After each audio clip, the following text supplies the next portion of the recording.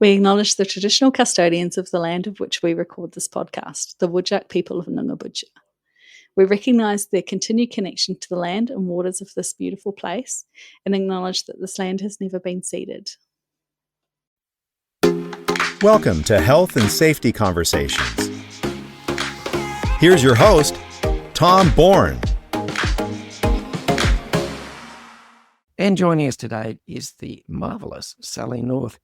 Sally North, the WorkSafe Commissioner. Can I tell you what an absolute honour and pleasure it is having you here and even being able to talk to you about certain things.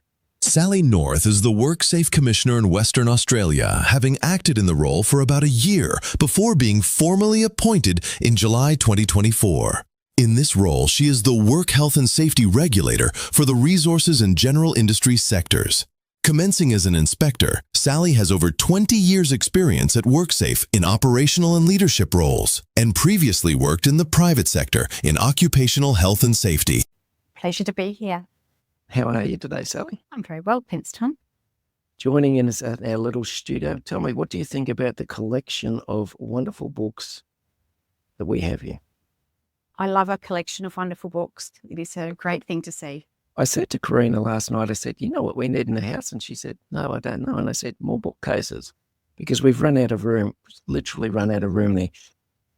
All right, now, come here to talk about everything safety in Western Australia. All right, you've been the Commissioner of WorkSafe during a period of significant change.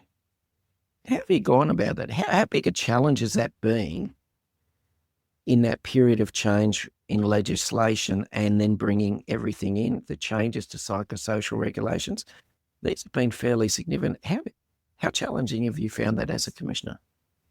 It's an interesting period of time, absolutely. So the previous Commissioner was in the role at the time the new legislation commenced, but there's a lot to do in terms of bringing together the different parts of WorkSafe that previously worked under different laws and bringing us all to work consistently under one act. So that's something that has always been a focus, continues to be a focus. And as well for the community, their community is still coming to grips in some respects with the new legislation. I call it new, although it's 3 years now. And aspects of that, such as psychosocial, as you mentioned, I think that particular aspect is challenging still for people in Western Australia, but similarly for people across Australia more broadly as well. Yeah.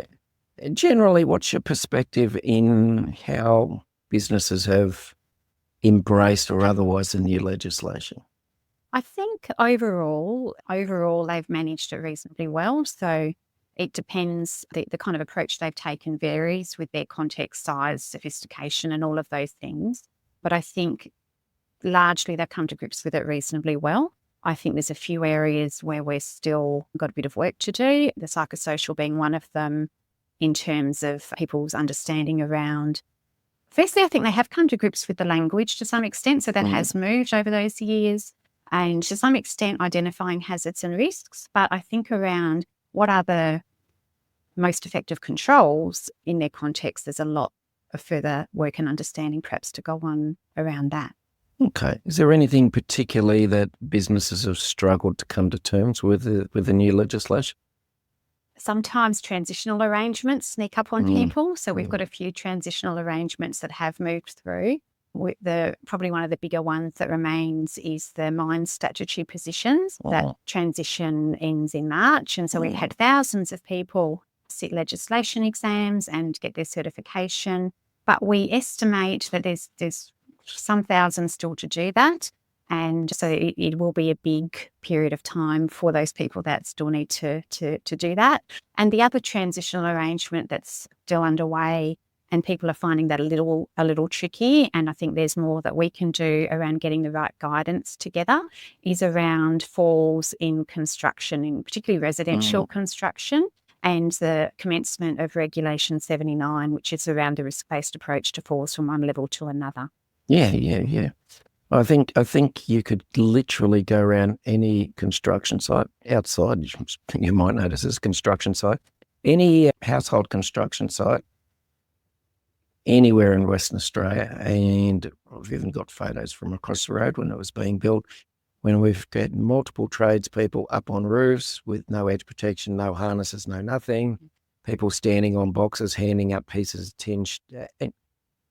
And we wonder why, when there's an increase in number of fatalities from falls from heights, a significant in a 12-month period, why it actually happens. I'm not surprised at all. Obviously, one of the challenges for any regulator is having enough staff and having enough time to go and do compliance and enforcement and education facilities. I know in other states they occasionally do blitzes. They focus on an area, but they let industry know a couple of weeks or even a month in advance they're happening. And then off we go and do a blitz.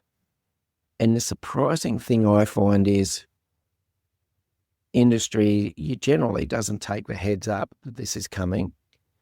And it seems almost as surprising when we get a whole lot of compliance notices given to various businesses, and that is WorkSafe in a position to actually do that in terms of workforce, go and do blitzes every now and again? And to some extent we do. We have to be very targeted around what we do, and give you a couple of examples. So one is that I think it was sometime within the last financial year, we've done one in residential construction around site security. So doing that risk-based approach to should we be implementing security around a construction site. We put out some guidance. The inspectors then focused on it for a period of time. There were communications around that. I think industry finds that a little bit tricky because of the risk assessment aspect of that.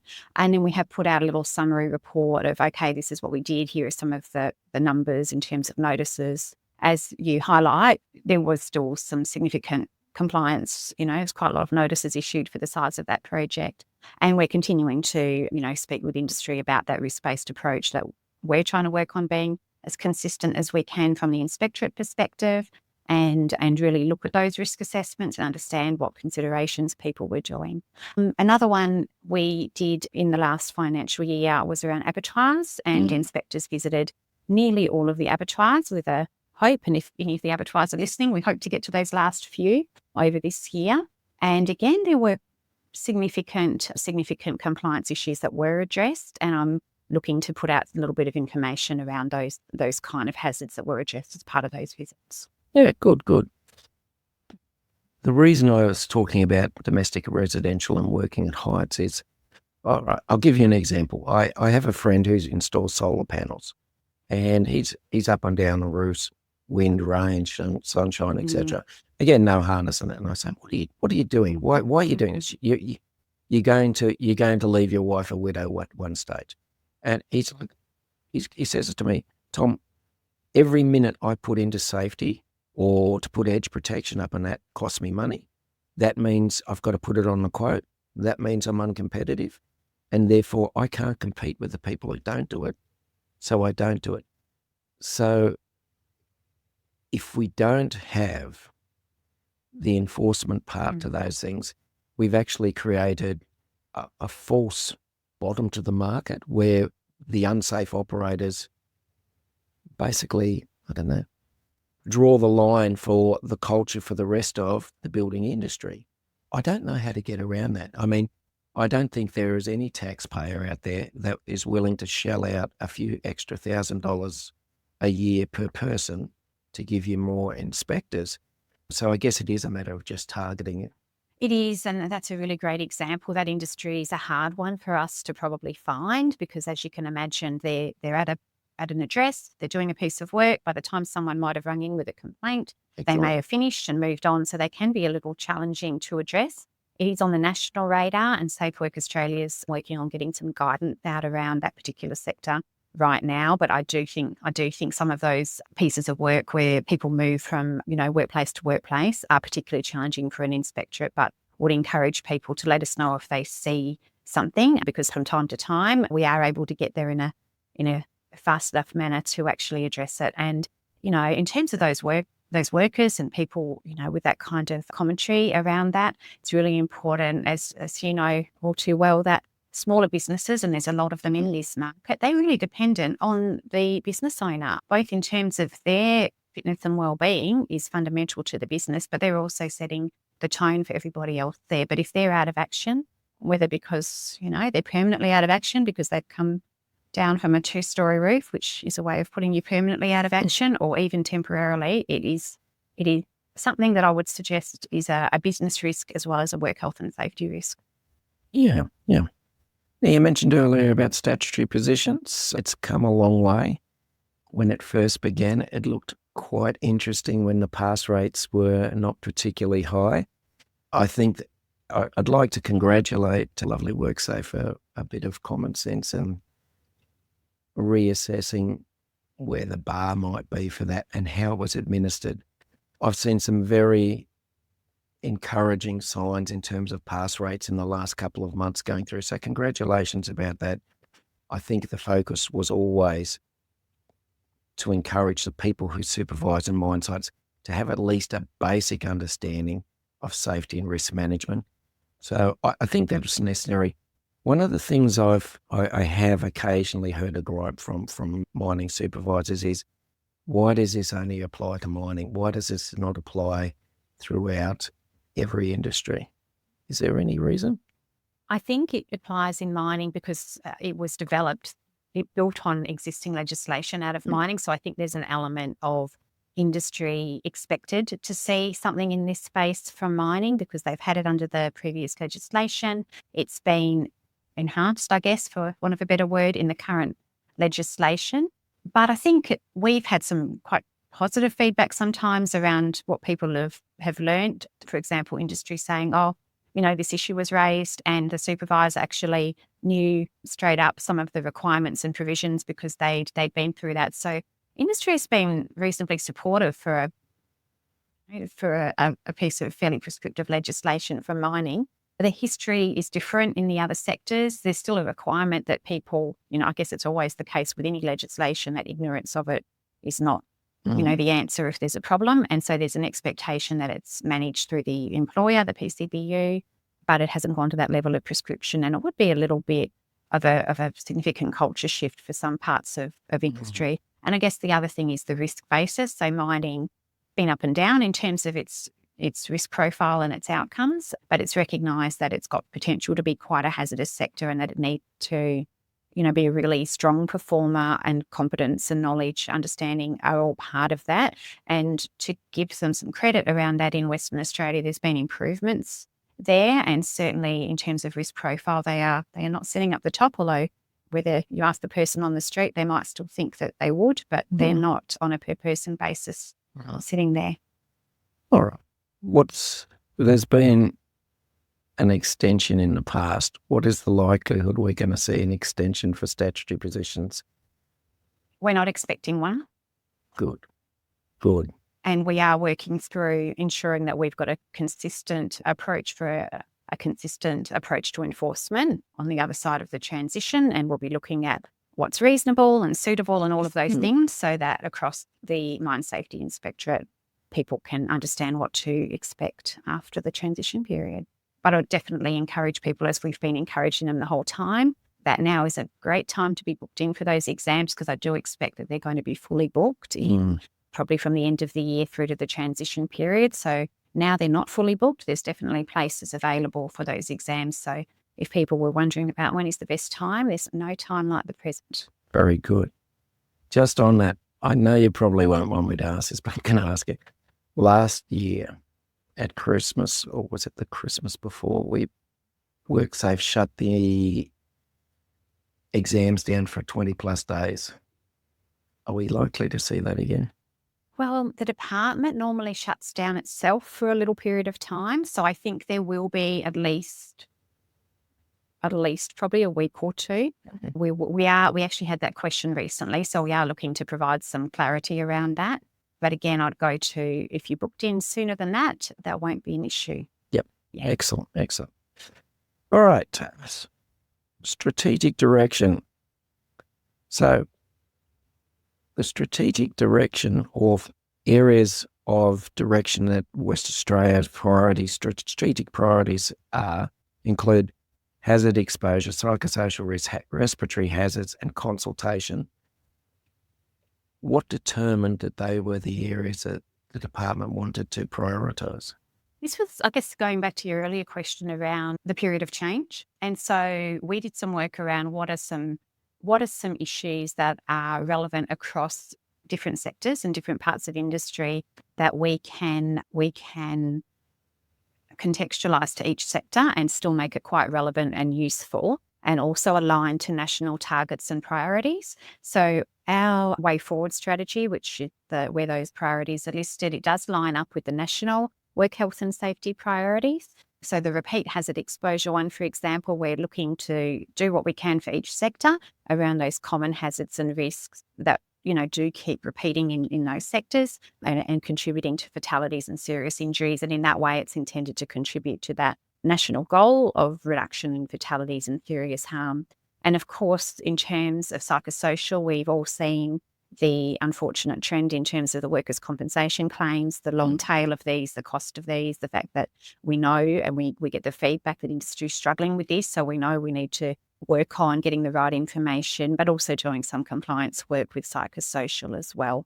And then respiratory hazards, again, people in work health and safety are well aware that it's been a challenging, number of years around respiratory hazards with the re-emergence of silicosis, largely related to the use of engineered stone before the change in the silica content was brought in with those legislative changes, but not entirely related to that material. We do get some cases from other exposure sources as well.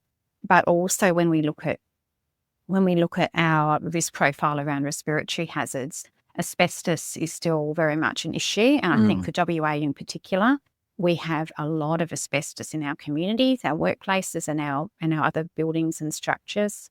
And if we're not proactive around those kind of long latency hazards, we will not get on top of those rates of mesothelioma. And then finally, consultation as an enabler. So it's really important, as you know, with having that excellent feedback loops to ensure that employers and people in management really do hear from people, understand the issues and challenges, and are able to, successfully, I guess, hear those issues, concerns, and really work on the real challenges of the day, I guess. Yeah. Good. There's so much I can unpack in there, but first of all, those priority areas. What does success look like for you? When you look down the track, what would success look like for you in these priority areas? That's great. So for the repeat hazard exposure, it'd be really encouraging if when inspectors went to a workplace and they were to ask the senior person at the workplace about their critical risks, maybe they would have heard of critical risks. That would be excellent. Or even if we put it in terms of, what are the things that could cause a death or a really serious injury, that they would actually be accurately able to tell you what that is for their sector. That would be a really great start, because a lot of the serious harm happens in the smaller businesses. So, getting that level of understanding. And then from there, not only would they understand, okay, this is the type of critical risk, but these are the controls that I expect to have in place. This is what I think I have in place. And these are the measures that I use to check that it's working. If we could get to that level around some critical risks, particularly in smaller businesses, that would be great. I know some of the larger ones are, they've got systems around those things, but yeah, it'd be great to see that expanded. And I guess for psychosocial, I mentioned earlier, I think people are understanding to a broader extent some of the languages and risks, but it'd be really good if they had developed an understanding of what controls might be more or less effective, and some of those systems-based ones, and they were moving away from individualised mental health. I think that would be really positive if we could get there with psychosocial.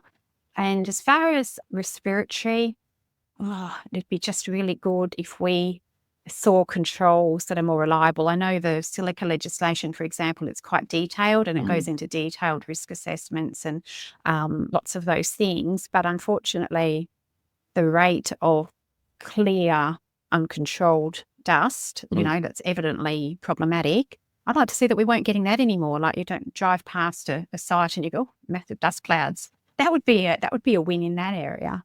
Yeah, and of course, consultation. Then I guess even if, I'd like to see more health and safety reps selected and trained, but even perhaps smaller businesses that don't take that road, if they have health and safety conversations, to coin a phrase, Yeah. as part of their work. That would be a real positive there. Yeah. There's so many that kind of things. All right, consultation. I still see an awful lot of employers who have watched too much Disney Channel and still think leadership is the Mandalorian. This is the way. God, I wish people would actually understand the consultation. It is, to me, one of the most misunderstood parts of the legislation. No one pays it attention because it's not considered to be the sexy stuff of safety where you lose an arm, a leg, or get disemboweled. But it's, to me, it's the fundamental building block of everything in safety, the sharing of knowledge and learnings. How do we go about to get people to actually understand that they're not just missing an opportunity of having, the people who do the job, which are subject matter experts sometimes to actually help them, but they're fundamentally breaking the law by some of the older school leadership styles where you make the decision, you then tell the workers about it, and that's basically the end of the story. I think there's two things there. Firstly, that style of leadership. I don't think younger people respond to it, and I don't think it has much of a future. I think that, all workplaces, all businesses are going to need to employ different demographics as they move on.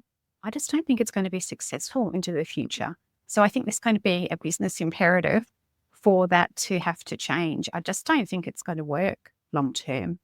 And in terms of, understanding the benefits of consultation, I go back to, well, how can we help people understand that it actually is part of their risk management and that it could be beneficial, indeed is beneficial to them? Because if you think that you have something in place, or you think that you've identified hazards, or you think you're compliant, having consultation will help you come to grips with the reality of whether that's true or not. And if you're failing to do that and it turns out it isn't true and you've got issues and problems, you've got a risk management failure. So I think there's inherent value in it as part of risk management. And if businesses come to grips with how to understand if their risk management is working, I think it's part of the answer.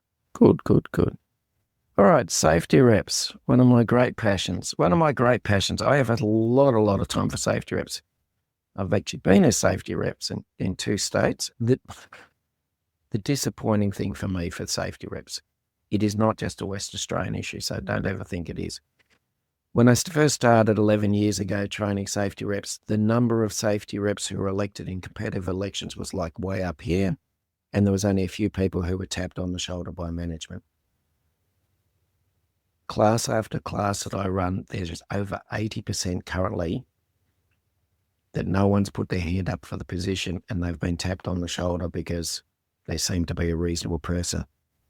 I have always been a great proponent that it's a volunteer position because we want the enthusiastic people rather than the people who want $2.50 extra a day in their pay packet. My scary thoughts is, Sally, that in 10 years we're not going to have safety reps.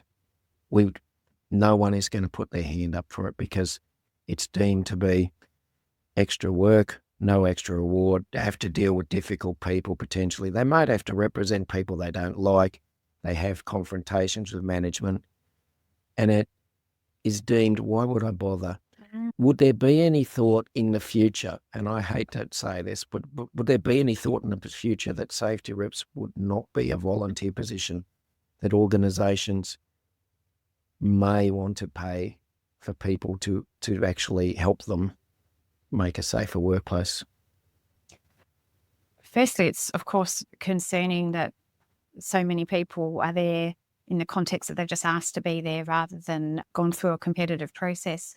It is, I think, probably indicative of the work pressure that people are under in a lot of the workforce. It's been a really busy period in the workforce and there's a lot of work pressure of different sorts on people. And I think what I'd really like to see, and we do advocate for, is that employers provide adequate time for the health and safety reps to do their work. That's really the key support, other than supporting work health and safety, but the key practical support is to give them time to do their duties. And if it is seen as something that you end up working a lot of extra time to get done well, it's not surprising that people, aren't attracted to it. So, so I can understand that. And we are trying to support health and safety reps further in WA through things like the hub and having some events for health and safety reps. And again, encouraging employers to support them.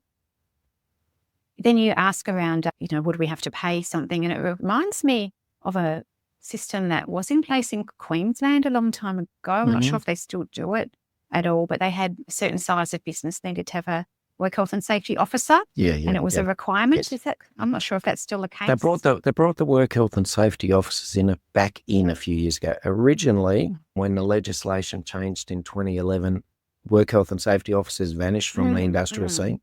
And then they brought it back in a few years later, and you actually need to have done a certain level of training. But the work health and safety officer would equate to what we have as a work health and safety advisor over here. So even though you need a minimum requirement for, it's only a certificate for health and safety, you're basically taking up the role of a safety advisor. So I don't know if that helps, but they do, for the work health and safety advisors, there are specific duties for them as well, carrying out inspections, etc. So it's been a few years since I've been, so I'm only trying to draw back memory. Yeah. Okay. Not written on my sheet, but something I've always worried about. Safety legislation. We know that ignorance of the law is no defence. My main concern with safety legislation is the low-hanging fruit is small to medium businesses where you don't have the resources to have a company lawyer. Maybe you don't have the resources to have a health and safety advisor or officer, not even a part-time consultant, because you're so busy running around doing 60, 70 hours a week. First of all, congratulations for paying for through the Mars program for some of the education about psychosocial hazards for small miners as well. That's, I think, is a very good step. Is there a chance that we could get some free training? And I'm not putting my hand up for doing it. I'm not advocating to do it. But is there a possibility that small businesses could get some subsidised relief for training and advice about legal matters in health and safety? There's no programs at the moment around subsidies for those things. We do want to look at internally, are we able to put on, further education events, etc., around psychosocial? Some jurisdictions have quite significant programs on psychosocial, workshops, events, webinars and things like that. So that is something that I'd really like to see us be able to do a little bit more of. Having said that, if they're a small business, I really understand what you're saying, that a small business owner is essentially everything. They're doing all the things and they're trying to comply with so many, pieces of legislation, whether that's getting their tax right, getting their paying any workers correctly, any other legislation applying to their business. And probably a little bit like that is from time to time, they probably get help. They probably get an accountant in for their finances. And I would encourage them as well, even if they can't have someone on the payroll for this, but that they would perhaps get someone in to have a look at their work health and safety, even, periodically, to help them with that, because I appreciate they can't take the time to, go and do a course of study on this themselves or extensive research. So to take that approach of, okay, can I just get someone in to tell me a little bit about my industry, what the main hazards are, and have a look at how I'm managing those main hazards is probably well worth it. Good. Right, back to priorities. Repeat hazard exposure and repeat hazards, which at the tighter end of things end up killing people. Yeah. First of all, congratulations. I saw a little video put out by WorkSafe the other day about open stopes. Oh, hallelujah. I've been decrying open stopes for quite a number of years because to me, it's one of those things that you go, why doesn't industry learn? Does it worry you that perhaps industry doesn't learn some of the things? Because we seem to have, and I'm certainly not wanting to put inflammatory words out, dumb and stupid incidents where people get killed happening year upon year upon year. It doesn't matter what state it is. It's in the same industry, let's be brutally honest. And you go, how can we not learn from this? Does it worry you that it happens? It does. And there, that's an example, falling through a skylight in a tall building. It's hard to know what to say, the amount of times that keeps happening.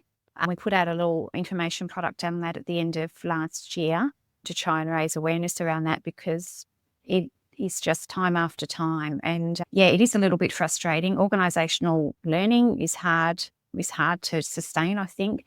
And again, I'd probably go back to greater risks with the small and medium enterprises. And sometimes people have an attitude such as, this hasn't happened to me before. I've, navigated around this hazard so far into my career, and might think that the controls are unnecessary or that they're common sense. And it's, just not the case with some of these things. They are literally critical risks that have to be controlled. And we are starting to see some reasonably substantial penalties in the prosecutions that arise in some of these cases.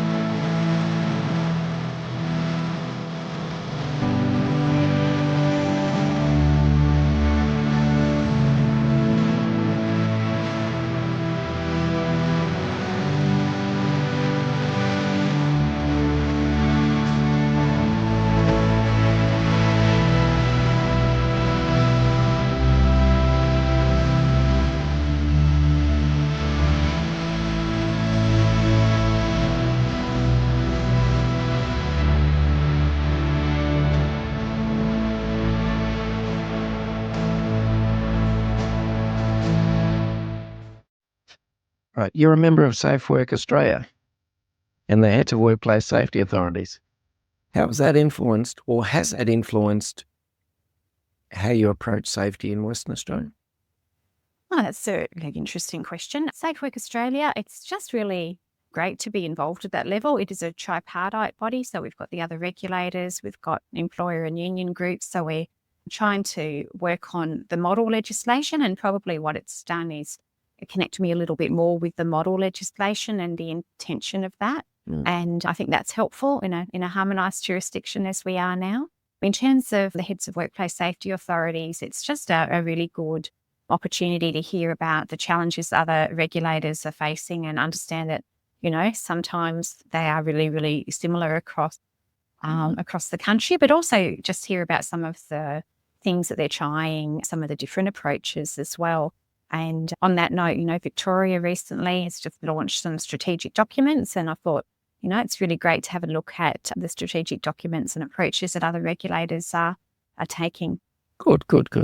Speaking of Victoria, I recently saw a lovely little graph about prosecutions and record levels of fines. It seems to be the state at the moment where they seem to be imposing an awful lot of fines on industry. Is that the approach that we're likely to go down?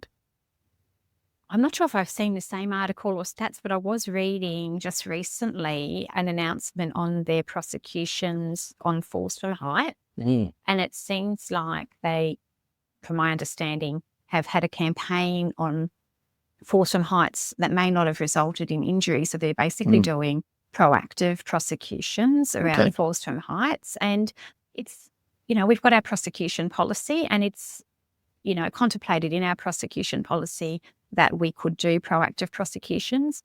It tends to not be something that we have done very much of at this stage. Our prosecutions, for anybody, they're on the website, so it's clear. I think when you look at them, they largely follow a serious incident. In some cases, they follow repeat contraventions. Right. Yeah. I think it's going to be useful to see the effect of that on the other side. So does it actually change behaviour? Because obviously that's what they're intending to do around force from heights, and it will probably take us a little while, but it'll be interesting to see over the next little while whether they do see any change in force from heights incidents. Yeah. Speaking about Victorian court cases, I saw yesterday industrial manslaughter case. I think the organisation had been charged had been fined $1.4 million, and they took it back to appeal, and that fine has now been increased to $3 million. Are we ever likely to see anything like that in Western Australia? It's hard to know. I haven't seen that case. I'll look to read about that one. Hard to know. And industrial manslaughter, I think we said at the time when it was introduced, and still say today, that it is a very strict set of contraventions. To contravene that, there's multiple things that have to line up and be proven beyond a reasonable doubt. So it is always going to be a very rare event, and for good reason, because it really does mean that people have been knowingly exposing people to critical risks and not taking any action, and that we're able to prove all of those things. So I think it's still my position that any use of that legislation is going to be a rare event. Yeah.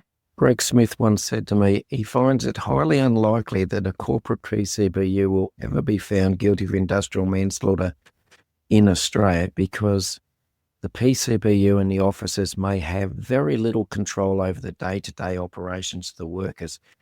Is that fairly accurate? If you look at what's happened, you look at the cases that have occurred with industrial manslaughter across Australia, it would seem to be accurate. If we look at the past, it would seem to be quite accurate. Yeah. Yes. I will be honest with you. When industrial manslaughter first got introduced into Queensland, I think it was the second jurisdiction, I was quite happy because I've always been a bit of a workers' advocate. But it hasn't quite panned out like I think a lot of us may have thought it might have panned out. But having said that, as you said, there is an awful high burden of proof to get it through, and perhaps the level of fear of employers in Western Australia in 2020, when we were talking about it being brought in, perhaps was a bit unjustified. But I'm guessing we'll see down the track. Okay, harmonisation. We talked about harmonisation. Is it still an ongoing process? Are we still looking to harmonise laws at the moment? Because I know the penalties vary significantly between states. We know Victoria is still out on their own. Firstly, is there any chance that Victoria will join the fold? I can't see it in my lifetime, to be honest. Can't really speak for Victoria, but I haven't seen any signs of them harmonising at this stage. So I'd say it would seem that it's certainly nothing imminent around that. And are we still working on harmonisation? Well, right now, Safe Work Australia is actually working through what they call a best practice review, which is something the Work Health and Safety Ministers asked them to look at. And that's involving gathering information and consulting people on harmonisation and looking at where do jurisdictions differ from the model legislation, where they do differ from the model, if we can identify the drivers for that, and is the change a best practice change. So it is a piece looking at how it's working and how many departures there are from harmonisation and what challenges or issues or indeed improved practice are arising from that. So very useful exercise, I expect it will be. And looking forward to further working with Safe Work Australia on that. Good. One of the things that I constantly get asked about is Queensland, lovely Queensland. I do love Queensland, but sometimes they do some interesting things. Approved codes of practice in Queensland are legally enforceable. And Western Australia has that nickname of wait a while. And I get asked, what is the chances of that ever coming into Western Australia? If you tell me your answer, I'll tell you mine. So it's not on the table at the moment, and it's something that isn't for most jurisdictions. It's not part of the model. So I actually find personally that, codes are still useful. They're useful as they are. And a lot of the work that we do, so, if we're talking about them being enforceable, largely we're talking about, can we write the improvement notices we need to write? Can we prosecute when we need to prosecute? I think in Western Australia, we can already do those things. So I'm not sure that it's necessary for us to go down that road. Good. No, I always go, I think there's zero chance. There's zero chance because, as I said, Queensland, I love them to death, but they do some strange things every now and again. And it is, I will say, one of the things I find challenging about states and territories, we tend to change political masters at different stages, and there are short memories about harmonisation and why it's there. And so we have people that change laws without thinking about the national interest first, which is interesting. But the other thing I'd say about codes of practice, that they still can be used as a measure of meeting the reasonably practicable threshold. And I think that's the purpose. Practical guidance, how to do specific tasks, a measure of, have you done everything possible to manage risk? That's all that's really supposed to do. At least that's what I've always thought. Good. All right. Now, speaking about changes, I believe in that review, we might be looking at some of the things which are currently in reportable incidents and not notifiable incidents, and they may become notifiable incidents. Can you shed any light on that? So Safe Work Australia did do some consultation on the notification provisions under the Model Work Health and Safety Act. And I guess we're looking to see, are there some gaps around it and also some opportunities to clarify? So clarifications are fairly straightforward. Some of the wording of the current one has on occasion caused some confusion. So what is a serious head injury or a serious eye injury? How can we clarify that to reduce the spectrum of things that might be notified? On the other hand, some of the issues more related to occupational violence and aggression have been contemplated. So assaults and things like that, to be, what are the parameters under which we would notify those? And suicide is the other one where there's a nexus with work. There's a few other things. Nationally, they're looking at also time away from the workplace, but as you're aware, WA's already got something along those lines. So that part wouldn't be a big change for us, but it would be for other jurisdictions. Good. So currently we have attempted suicide as a reportable incident. Is that likely to cross over? Yeah.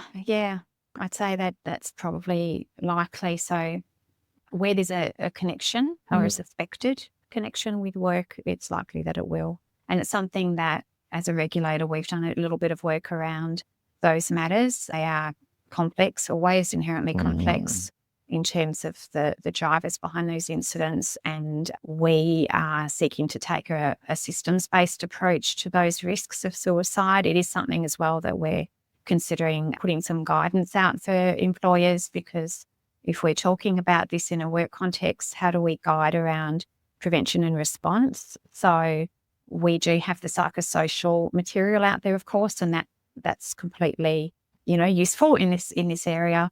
And then the other ones around, if there's some high risk context, then should there be consideration to things that might be a means of suicide? Expecting to be swamped, therefore, from the building and construction industry?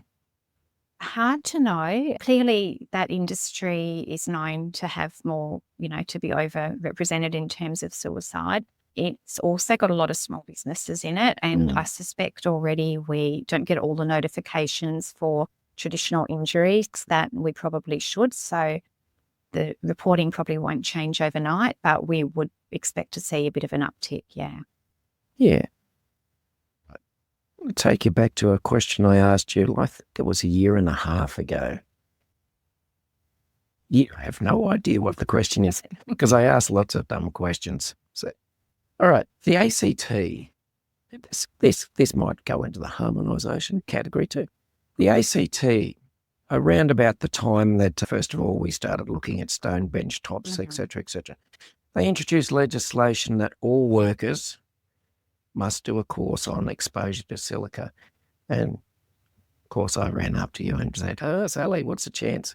And you said, "Not at the time." Is that still the case? Still the case. It's not across the board for silica risk workers, it's for silica risk workers only at the moment. They're not for everybody that might come across silica, because there are still, good basic provisions in the legislation for all, training in relation to all hazards that workers come across in their jobs. So we need to, I think, be careful perhaps of, prescribing everything. There is that broad duty, and we need to use that where appropriate. And so at the moment, the changes that came in around crystalline silica substances, we've used the model legislation that the jurisdictions have all used, but it's quite comprehensive for that silica risk work. And I think that in combination with general duties, that's probably enough for the time being. Yeah. Look, I'm actually glad. As much as I'd love to say as a trainer, it'd make me lots of money, etc., I think that's a common sense approach. And I don't think, for example, a retail worker who basically is selling dresses or anything like that, I can't see the need for silica, specialised, regulated silica awareness training. I think is just over the top.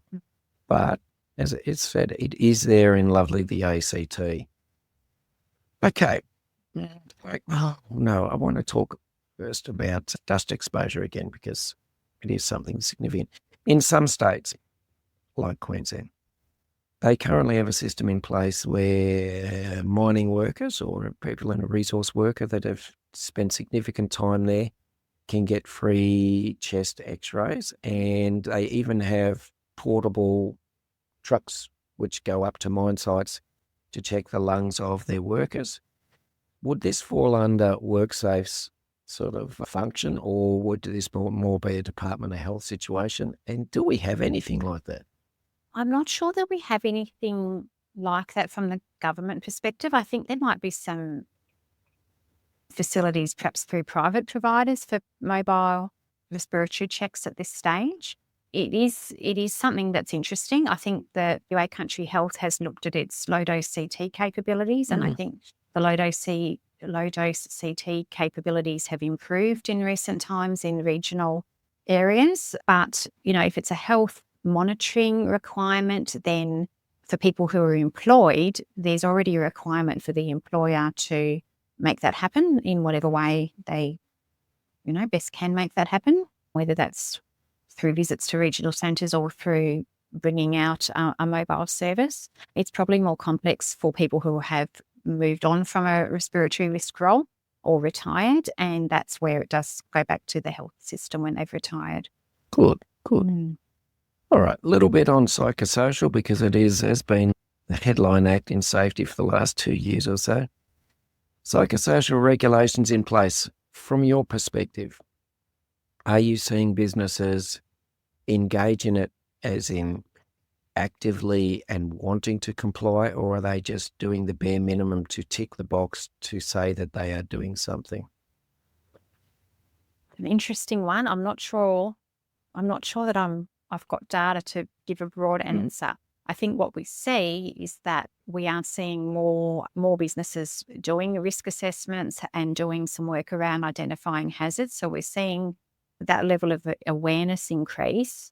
Yeah, I'm not sure whether they are doing it to the extent in terms of the actions arising. I think that's probably where it's a bit more complex, and some of them might have a view that they're doing everything around the controls, but still there could be some lack of understanding and they still might not be getting all of the controls right. The other interesting thing with psychosocial is, even by putting it on the table, there can be a misconception that all the psychosocial hazards have to be eliminated, but then you can't eliminate them. So then we kind of feel like we need to give up because we can't eliminate them all. And so just making sure that we recognise that psychosocial hazards are, tend to be present in workable forms, and that we're not expecting elimination as a regulator. We're expecting that ideally people would actually recognise those hazards and then work with their workforce, talk to them around, okay, so we've got work pressure. What can we do around that? We've got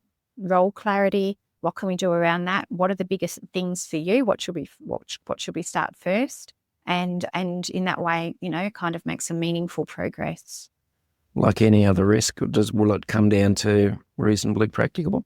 Absolutely, it does come down to reasonably practicable, and that is a challenge. And so that's again why it's so important, I think probably in this space more than any space, to engage with the workforce, because what we find is that the psychosocial hazards across an organisation can vary enormously, even from team to team or role to role. They're not the same.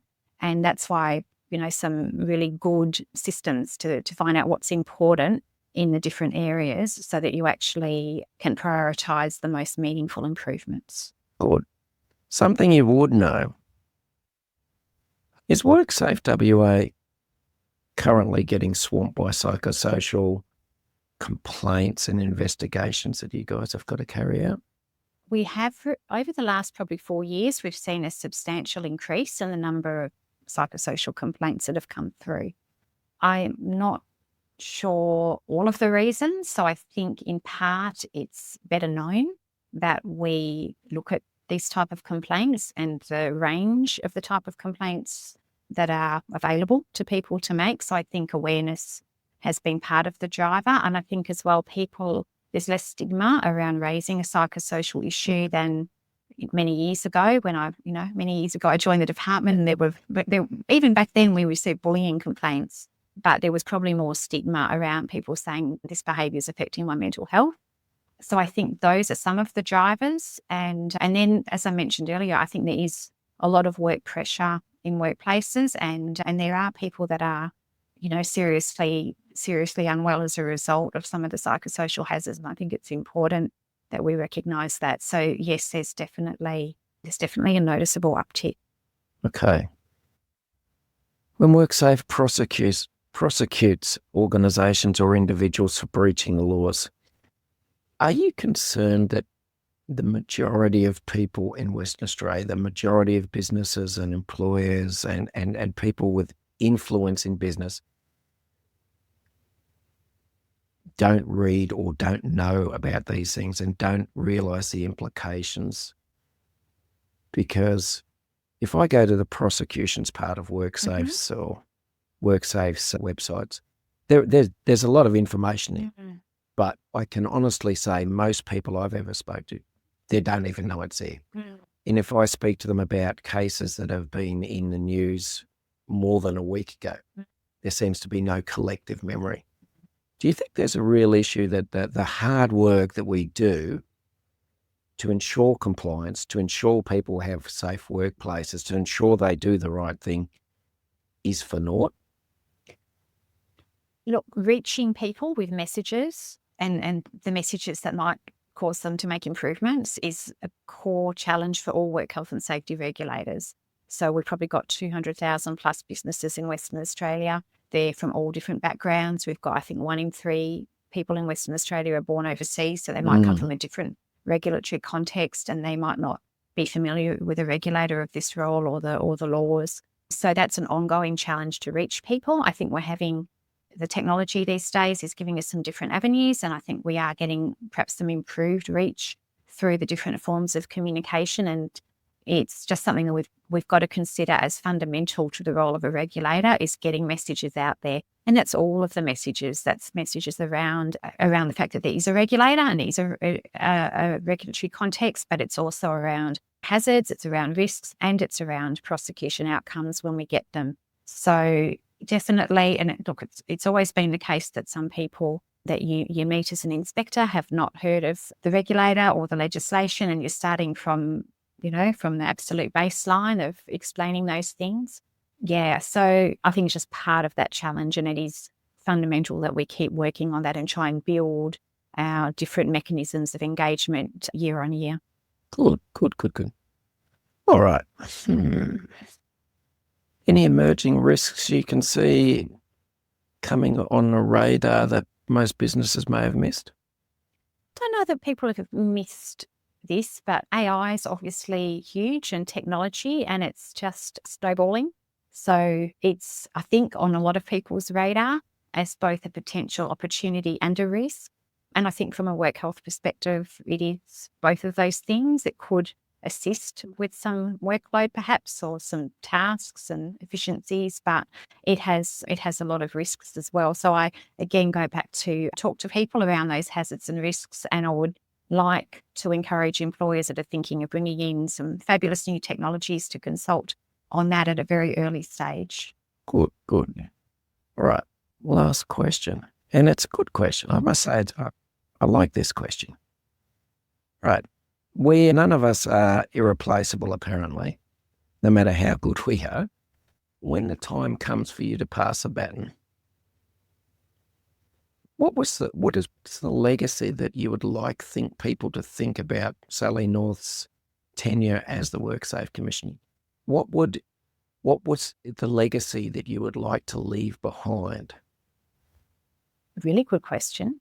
So I think really one of my focuses with this role is around continual improvement and alignment. So I'd like to think that we would have improved our alignment as a regulator, having come from different historic legislation and different industries, that we've improved our consistency and regulatory practice, and that we've embedded some processes for ourselves around reflecting on that and opportunities to continually improve, so that we are just building our strengths as a regulator. And just also that I've been a good person to work with. I think would love to hear that. Excellent. Sally North, it's been an absolute pleasure speaking to you today. And as always, anytime you want to come back, I have got a stack of more questions, but we've just run out of time. But thank you so much for, first of all, gracing us, and also gracing us being here. I really do appreciate the fact that you came down here. But for now, we're going to have to leave there. Thanks very much, Tom. A pleasure.